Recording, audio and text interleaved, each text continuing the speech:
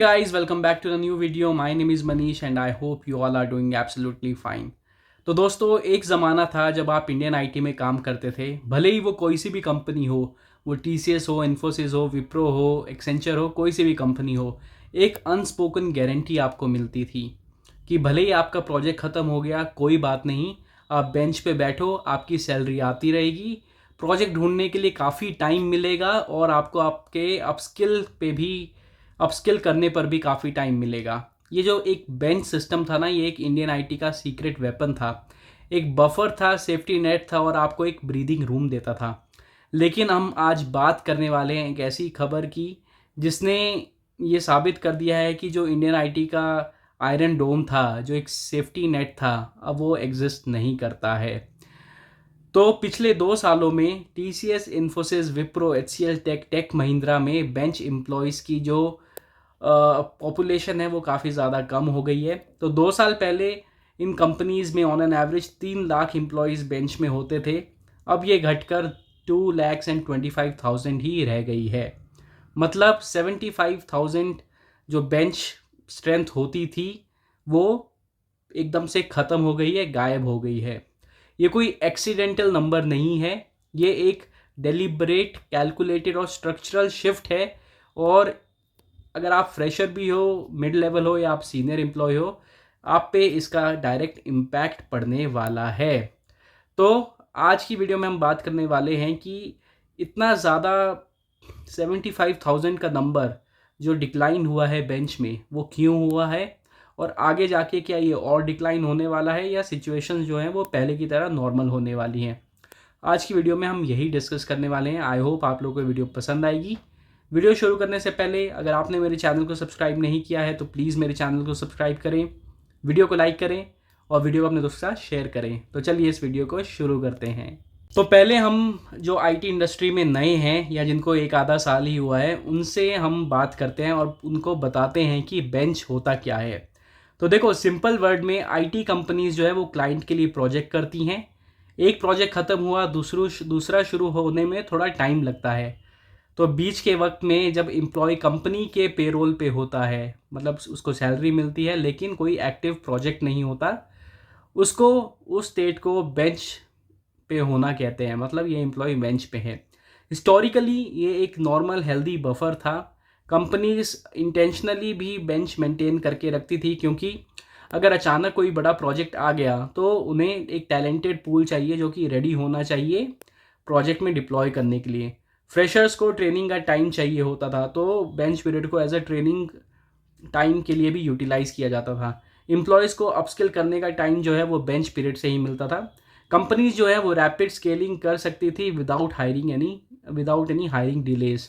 तो जो peak period था बेंच का वो था 2020 से 2021, जहाँ पे एक एवरेज बेंच टाइम में आपको बता के चलूँ, according to Times of India, वो था 45 से लेकर 60 डेज। तो bench as percentage of workforce जो थी, 20 से 30% वर्कफोर्स जो थी वो बेंच पे रहती थी। इन्फोसिस अकेले Q4 ऑफ FY23 में उनके 68,000 प्लस एम्प्लॉयज़ जो बेंच पे थे, जो कि उस टाइम के वर्कफोर्स का 20% से भी ज़्यादा था। ये बफर इतना बड़ा था कि कंपनीज कभी भी ओवर कैपेसिटी की प्रॉब्लम फेस नहीं करती थी। लेकिन वो प्रॉब्लम अब एग्जिस्ट ही नहीं करती है क्योंकि अब एक और ही कुछ प्रॉब्लम आ गई है इंडियन आईटी के सामने। सीधा हम नंबर्स पे बात करते हैं। तो कलेक्टिव जो बेंच पीरियड था टीसीएस, इन्फोसिस, विप्रो, एचसीएल टेक और टेक महिंद्रा का, वो था 3 लाख एम्प्लॉयज़ जो बेंच पे थे। ये था 2 साल पहले, मतलब 2023-24 के आसपास। लेकिन आज वही जो बेंच पीरियड है वो 2,25,000 रह गया है। तो जो डिक्लाइन हुआ वो हुआ 75,000 का, मतलब 25% जो आपका बेंच स्ट्रेंथ है वो आपने कम कर दिया है। और जो bench as a percentage of workforce जो था 2023-24, मतलब 2 साल पहले, वो था 20% के आसपास और अभी वो घट के रह गया है 8 से लेकर 13% के आसपास।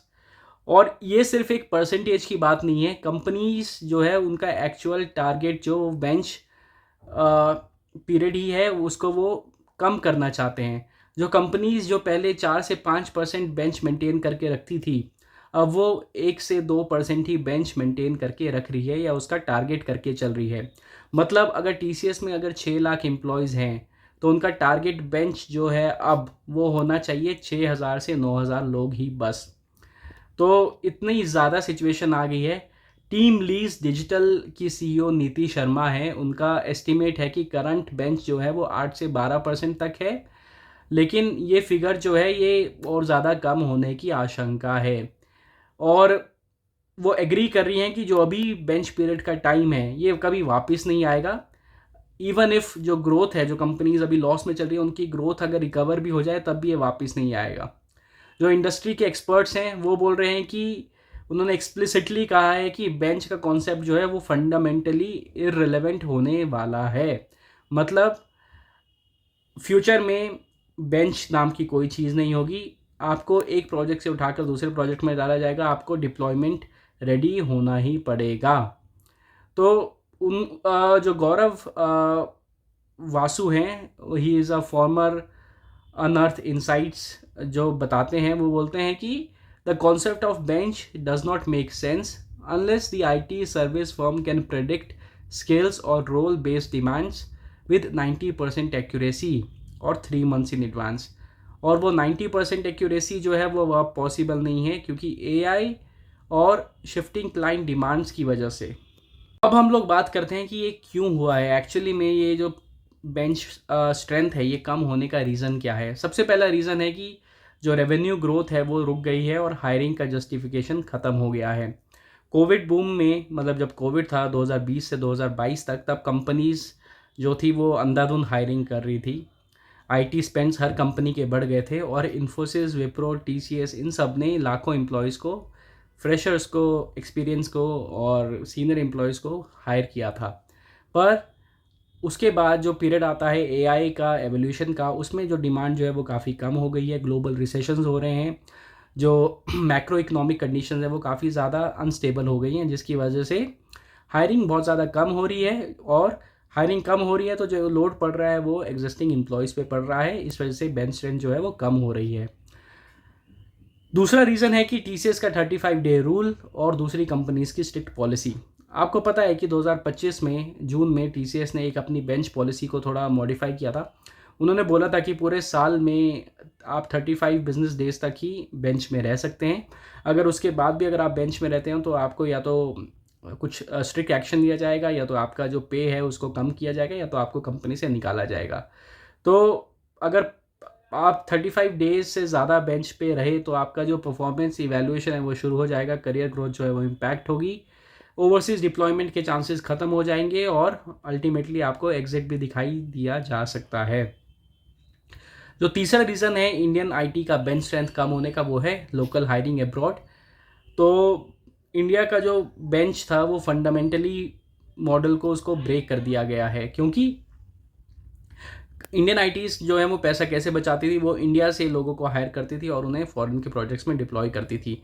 लेकिन अब प्रेशर इतना ज़्यादा बढ़ रहा है वहाँ पे लोकल टैलेंट को हायर करने का, तो जो कंपनीज़ हैं वो यूएस, यूरोप और अदर जो कंट्रीज़ हैं जिनके जहाँ पे वो प्रोजेक्ट्स रन करती है वहीं से ही लोगों को हायर कर रही है। मतलब इंडियन एम्प्लॉयज़ की डिमांड जो है वो थोड़ा कम हो रही है और उस वजह से भी जो बेंच स्ट्रेंथ है, जो लोकल हायरिंग बढ़ने की वजह से जो इंडियन आईटी का जो जो इंडिया में एम्प्लॉयज़ काम कर रहे हैं उनका बेंच स्ट्रेंथ वो भी कम हो रहा है। जो मेन रीज़न है, रीज़न 4, वो है एआई प्लस स्किल मिसमैच। तो आजकल टेक्नोलॉजी रैपिडली इवॉल्व कर रही है, आप सबको पता है, कुछ ना कुछ नया हर दिन में ही कुछ ना कुछ नया आ रहा है। तो उसकी वजह से क्या हो रहा है, स्किल्स जो हैं वो मिसमैच कर रही हैं, उस लोगों को डिलीवरी रोल्स के लिए डिप्लॉय करना थोड़ा मुश्किल हो गया है। उसकी वजह से भी हायरिंग भी कम हो रही है और उस वजह से भी रॉन्ग स्किल्स वाले जो लोग हैं उनको डिप्लॉयमेंट करना थोड़ा मुश्किल हो रहा है। इसलिए ही बेंच स्ट्रेंथ जो है वो भी कम हो रहा है, क्योंकि जिनको डिप्लॉय नहीं कर पाएंगे उनको एग्जिट दे रहे हैं, और एग्जिट दे रहे हैं तो बेंच में किसी को रख नहीं रहे, क्योंकि अल्टीमेटली वो कंपनी पे ही बर्डन पड़ने वाली बात है, क्योंकि उनको सैलरी जो है वो कंपनी के फंड से देनी पड़ेगी और वो एम्प्लॉयज़ को चार्ज, मतलब जो क्लाइंट से चार्ज करते थे वो नहीं कर पाएंगे। तो यही हो रहा है कि क्यों बेंच स्ट्रेंथ कम हो रही है, क्या रीज़न है।